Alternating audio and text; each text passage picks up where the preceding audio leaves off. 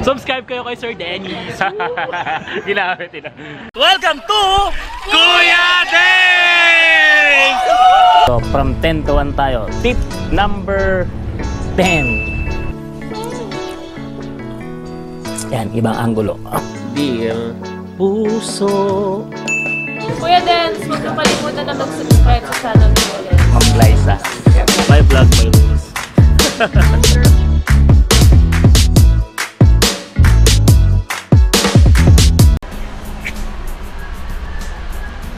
Good morning guys. Kuya Dennis here. Kagigising lang. It's a Saturday morning na maulan. Silip natin.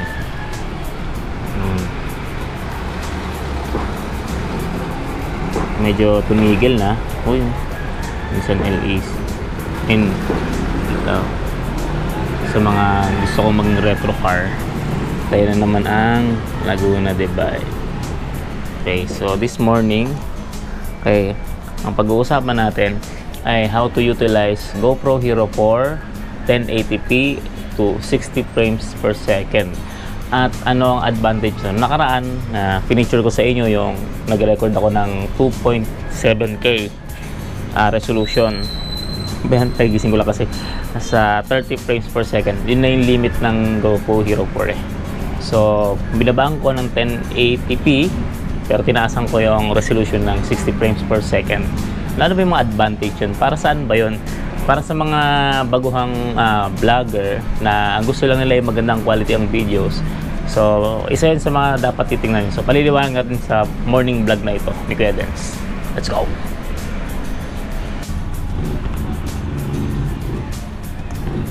Kain tayo guys. Kain muna ako dalawang loaf ng loaf ba tawag? Oo, dalawang hiwa. Slice ng wheat bread. Itong wheat bread na to walang preservative. Kaya 3 araw mula sa pagkakabili o pagkakaluto, nasira na kaagad siya. Kaya nakain ko kaagad. Mostly ito na yung merienda ko. Ito yung breakfast. Later on, take ko naman yung aking mga food supplement. Health is wealth.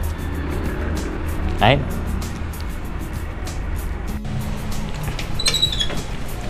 Okay. Bakit? Bakit yan? Wala, madilim, di kayo makita. Bye-bye. Oo, tingnan ako sa taas. Malakas ang ulan. Ano? So, punta tayo dun sa paborito natin akyatan. Sa taas. Pero narinig ko malakas ang oo nga.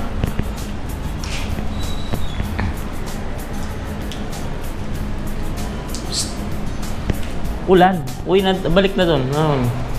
Ayan makulit na bata. Balik na dun, ulan. Huwag ka na pumunta dito. Ano yun? Yung acts of being tito. Umuulan pala. Lakas. So, dito sa resolution na to, saan nga natin? Kasi yung doon sa, sa 2.7K, yung ambon, sorry kikita mo yung patak. Kaya doon sa video na tinake ko. Pala ko kapag ko dito eh. Well, anyway, tuloy pa rin ang vlogging. So, ang reference ko sana yung galaw ng dahon. Kailan pa tayo makakapag-vlog ng ganito? Malakas ang ulan. Pero vlog is live pa rin. Subukan natin. Balik tayo sa hideout ko. Walang ulang makakapigil. Payong. But anyway, kasi ito yung isang ibisura ng Laguna de Bay. Okay.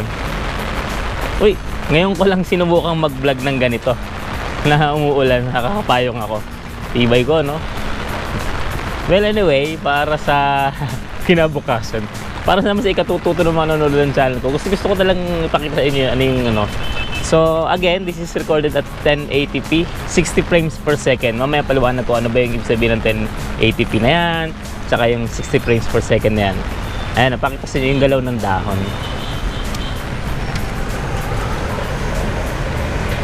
Hindi siya magalaw eh. Kanina magalaw. Harap tayo iba. Uy, mawa naman yung ano, yung upuan na yun. Dati ginagamit kayo sa Photoshop. Ito. Tumubo yung ulo. Ayan, sana nakikita ninyo. Ayan.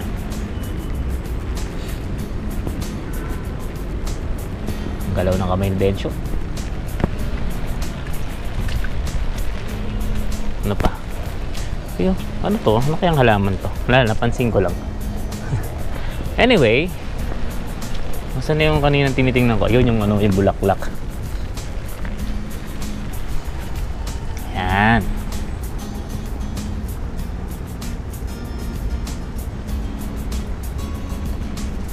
Yun. Yan. For comparison, ito namang shot na to with payong ay sinut sa 1080p 30 frames per second. So balikan natin ulit yung halaman. Ayan.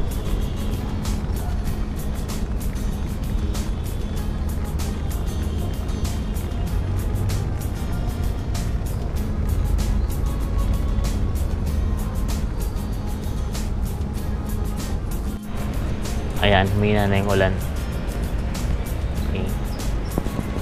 So, kung napanood nyo kanina yung shoot natin dun sa Orchid ba yun? Na 1080p, 60 frames per second versus dun sa pangalawang frame na 1080p, 30 frames per second. Kung may napansin kayo, mas smooth yung galaw nung video nung 1080p, 60 frames per second. So, pagtabihin natin yung video, no? Para mas makita nyo.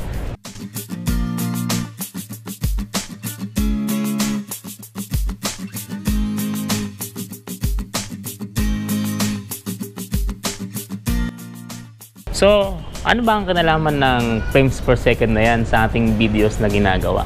Ano ba ang importansya niyan? Okay, so unahin muna natin yung sinasabi kong 1080p, 2.7K, 4K na tinatawag na video resolution.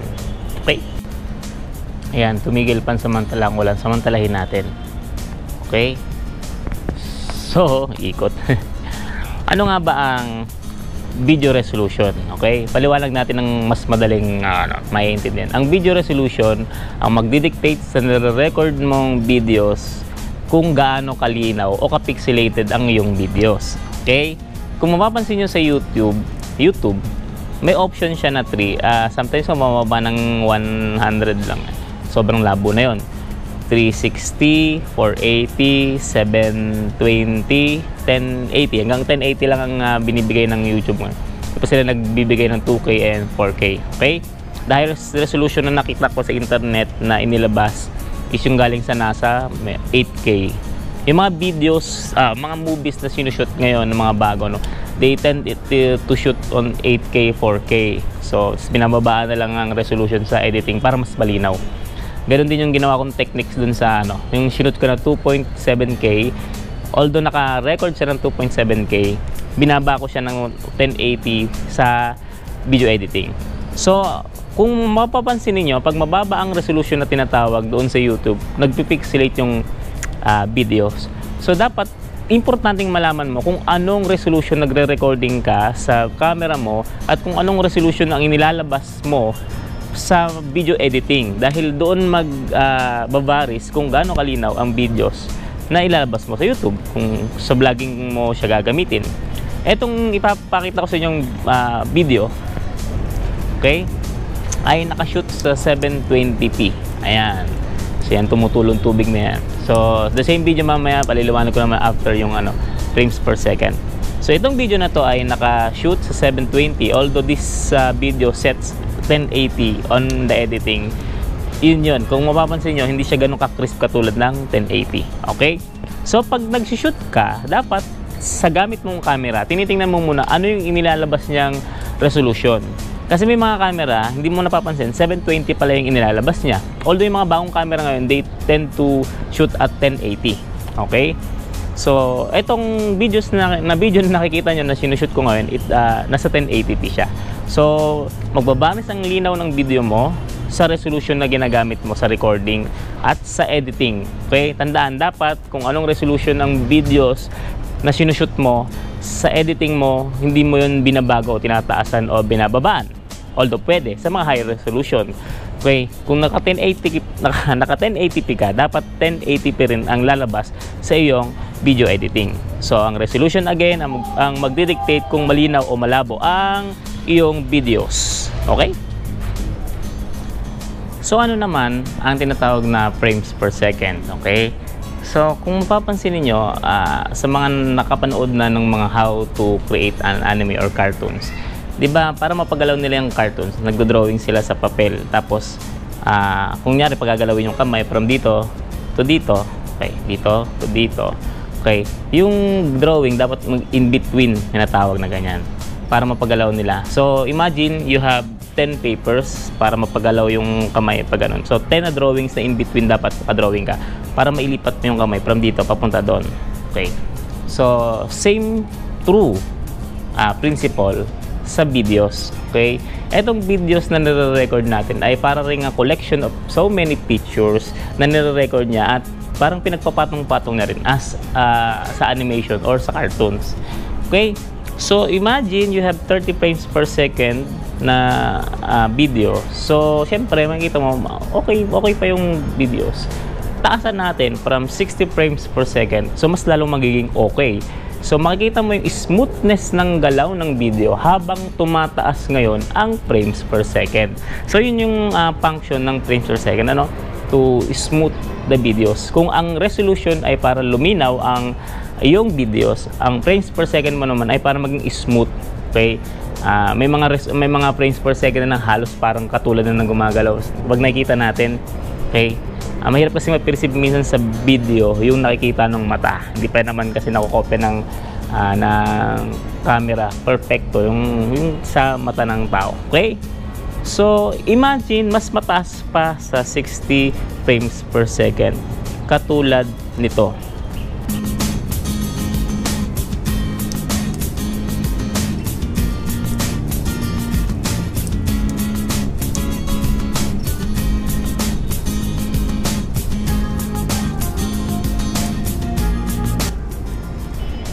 Yung nakita nyong video ay record ko, yung same pa rin, yung 720p. Okay? Although mababa ang resolution niya, nakataas naman ang kanyang frames per second sa 120.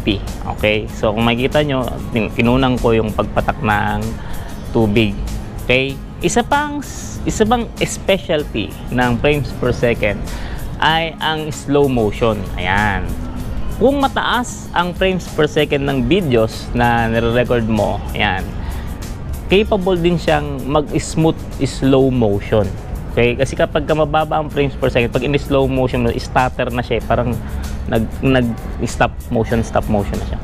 Kapag mataas ang frames per second, pag in slow mo siya, smooth ang kanyang slow mo, katulad nito.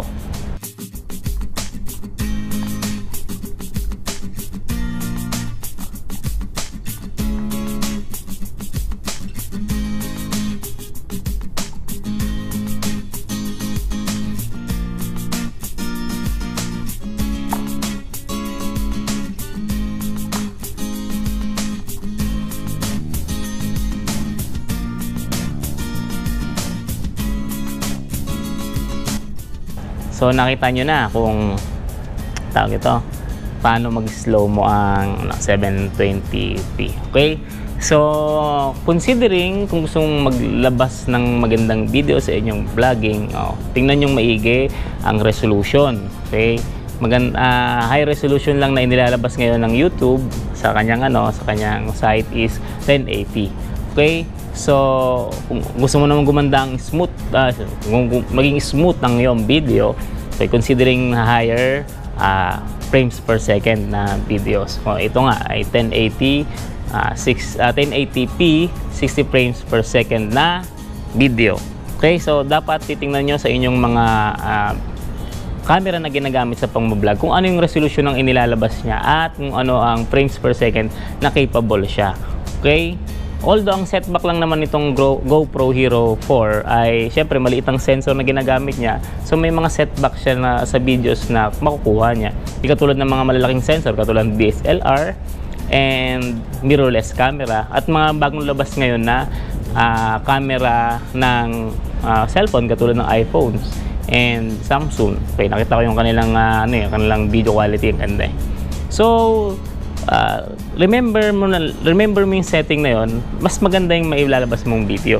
Ibang usapan naman yung ang tawag dito, mga effects na ginagamit ng inyong video editing. Okay, sa video editing, may mga effects na pwede kayong magamit upang mapaganda, lalo pang mapaganda yung videos. Tagalog.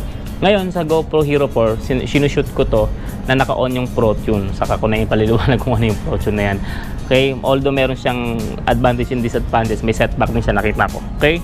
So, yun. Sana nakatulong sa inyo. Again, ulitin ko lang para sa ikalilinaw. Ang video resolution sa linaw ng video, ang frames per second sa smoothness ng videos, at para sa tinatawag nating slow-mo, kung bala kong mag-slow-mo sa iyong mga video. So, sana naintindihan ninyo ang aking sinasabi. Makatulong dun sa mga vlogger, sa mga bagong vlogger, no? How to...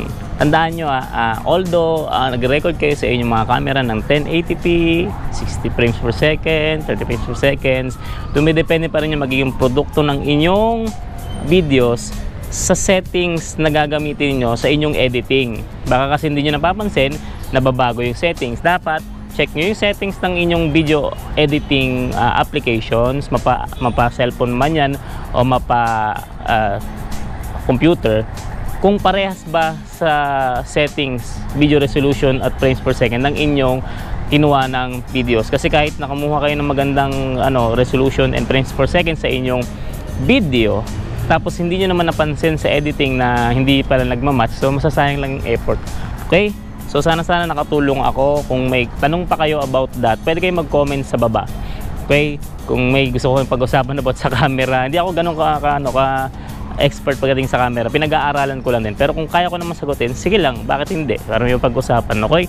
Para sa mga future vloggers, sa mga nagbablog, at sa mga magpaplano na ano ba talaga ang dapat na camera na ginagamit. So, well, yun muna. Yung dalawa, tingnan mo maigi, resolution at frames per second. Okay?